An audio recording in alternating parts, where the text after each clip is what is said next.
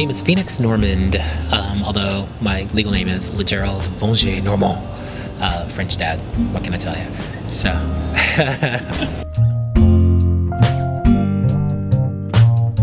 I think I've been singing probably since maybe out of the womb. I tell everyone that.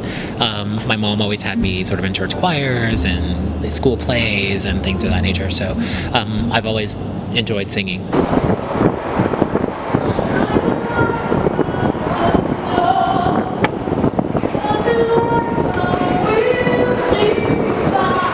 My grandmother loves everything from like old blues and, original soul. My mom was kind of, music of the time. She loved jazz and just the typical sort of R&B at the time as well, so.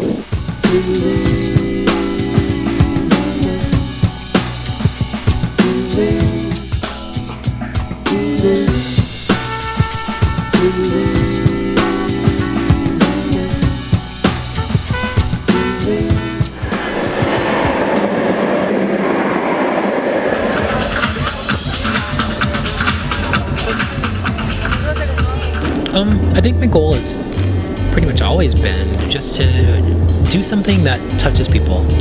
That may sound a little cliche, but it's literally been my mantra ever since I started. I've always wanted to do music that people are able to sort of dig into and relate to, that sort of thing. I love the blues, not just because my grandmother played it, but it was one of those things where it had an emotion to it, and it was very distinct emotion and a distinct sound that captured you. I've always wanted to not necessarily do the popular thing, but to do something where it was real and it was a true expression of who I was as an artist. And it's not about, your artistic integrity and all of that. It's really just, are you saying something that touches me in some way?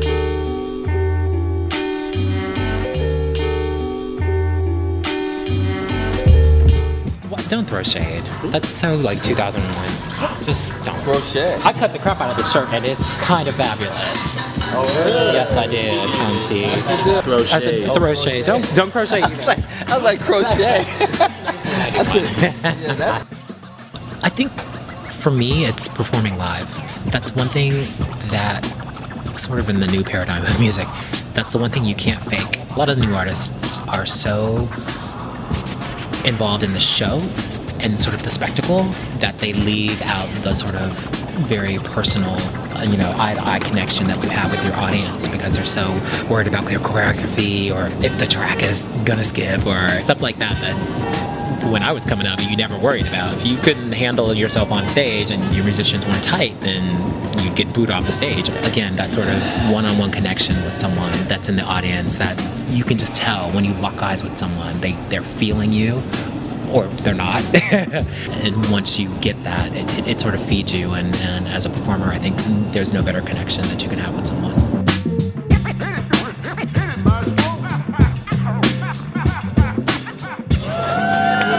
Don't freak out. Don't freak out. Don't freak out. We're used to this. We're professional.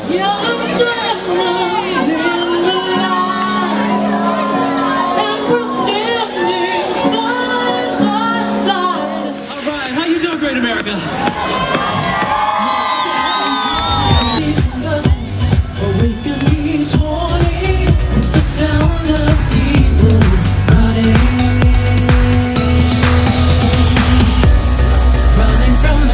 Greatest struggle, that's kind of a tough one. I think it almost feels like it's in two parts. Like originally when I was first coming up, that was the biggest struggle, just trying to be relevant in an industry of, at the time, amazing artists. I mean, I was lucky enough to come up with a bunch of people who were just amazing at their craft. Charlie Hunter, the Moefessionals, Ledisi is who I sang with for about like 18 years, but they were amazing musicians. That was the struggle then. It was really just trying to, carve out your own niche get a crowd to come to your shows and make it, or hope that somebody saw what you were doing and appreciated it and decided to come to your show again and told their friends, and maybe their friend knew an executive. That whole paradigm about trying to get on someone's radar who had the mighty pen, who could sign you, that sort of thing. Nowadays, I think the hardest thing is there are so many people within the genre that I'm in right now that it's really hard to sort of rise to the top of that, just because it's so inundated with crap. And then there's some great stuff, but a lot of the great stuff has a hard time rising to the top just because the crap is so prevalent. That's probably the struggle, the 2013 struggle, in all honesty. One of the things where I just feel often that I'm honestly not really interested in kind of fighting that fight as much as I used to when I was younger. So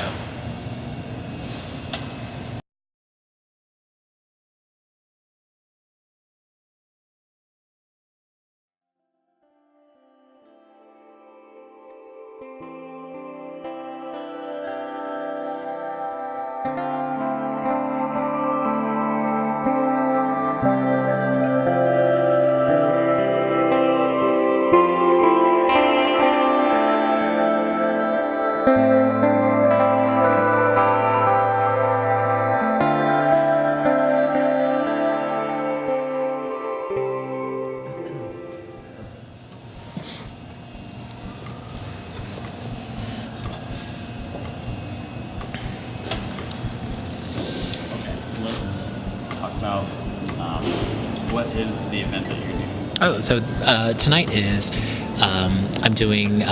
We're here at Great America. That's probably why you hear a roller coaster in the background and all the screaming.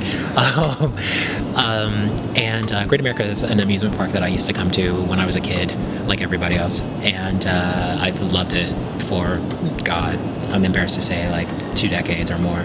But the event tonight is Pride Night 2013, just kind of celebrating the LGBT community and having a night where the park is kind of closed down and it's just open to us.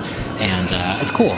The park itself has dedicated a night where people can just come and be completely themselves, completely free, and come with their boyfriends and girlfriends, and be hand in hand walking down the street and stuff like that, and not feel any drama or any kind of shame about it, or any stress. And obviously, the backside of that is it's one of my last shows. I've decided that I've been in music probably since I was about 18 years old, and at 43, I'm kind of done. So this is one of the last shows that I'm going to be doing, and embarking on something else.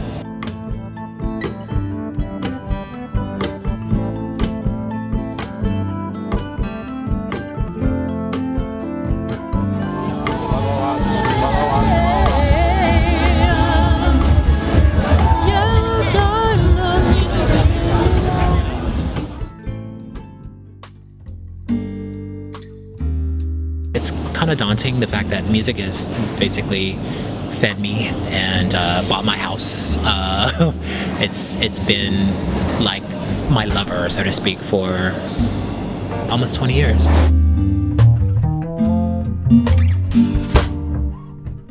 What makes me happy? What am I passionate about?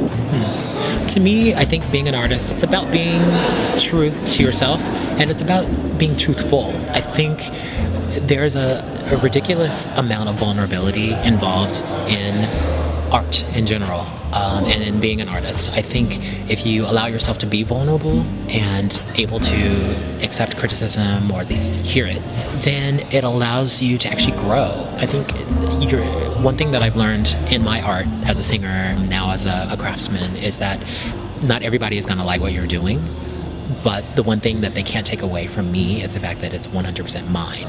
100%. Like, not 80%, not 60%, not 94%. It's 100% mine. And therefore, it's never wrong, per se. It may not be right for you, but it's not wrong.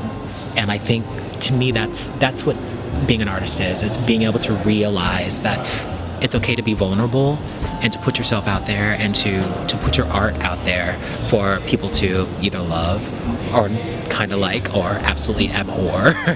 You do it from a pure place, and that's all that matters. It's not about the gratitude. It's not about the money that comes with that. It's that you were able to create something that's 100% yours, be vulnerable enough to put it out there, and leave it in the ether.